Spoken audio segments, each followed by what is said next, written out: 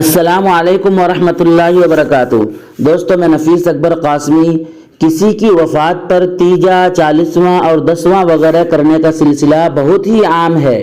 ان کی دعوت پر اگر کھانا نہ کھایا جائے تو سماج میں بہت برا سمجھا جاتا ہے۔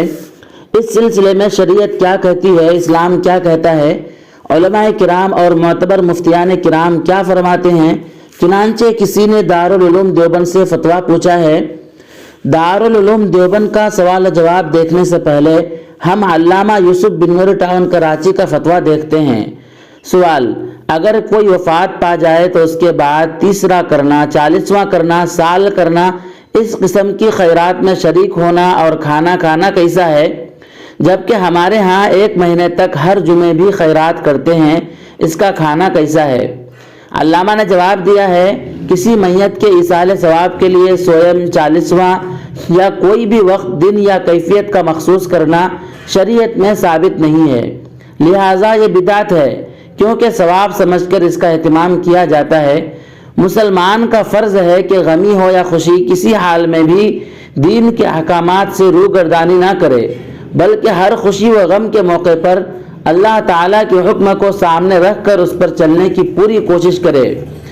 غم کے موقع پر غیر شرعی رسومات و بدعات، مثلا تیجا، 40واں، اجرت کے عوض تلاوت قرآن پاک، نوحہ وغیرہ ناجائز ہیں۔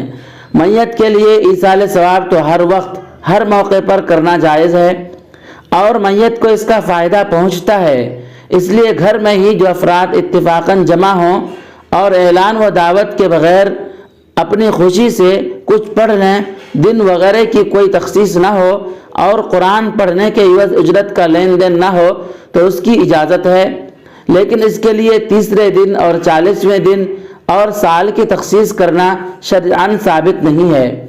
نیز موجودہ زمانے میں تیجا، 40واں اور برسی یا عرس میں اور بھی کئی مفاسد پائے جاتے ہیں، اور اسے ضروری سمجھا جاتا ہے۔ شرکت نہ کرنے والوں کو طعن و تشنیع کا سامنا کرنا پڑتا ہے، لہٰذا یہ بدعت ہے اور ناجائز ہے۔ ایسی تقریبات میں شرکت کرنا اور کھانا کھانا بھی ناجائز ہے۔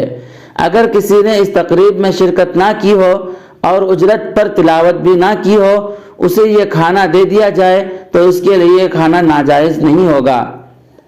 دارالعلوم دیوبند سے کسی نے سوال پوچھا ہے۔ سوال: ہمارے چاچا کا 40واں کا کھانا کھلایا جا رہا ہے اور دن 40 نہیں ہوئے اور کوئی فاتحہ خوانی بھی نہیں، تو کیا یہ کھانا جائز ہے؟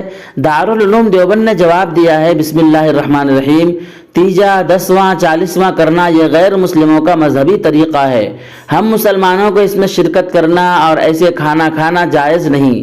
رسول اللہ صلی اللہ علیہ وسلم جاہلیت کی رسموں کو مٹانے کے لیے تشریف لائے تھے، ہمیں بھی ایسی رسموں کو ختم کرنے کی کوشش کرنی چاہیے۔ واللہ تعالی عالم۔ دارالفتہ، دارالعلوم دیوبند۔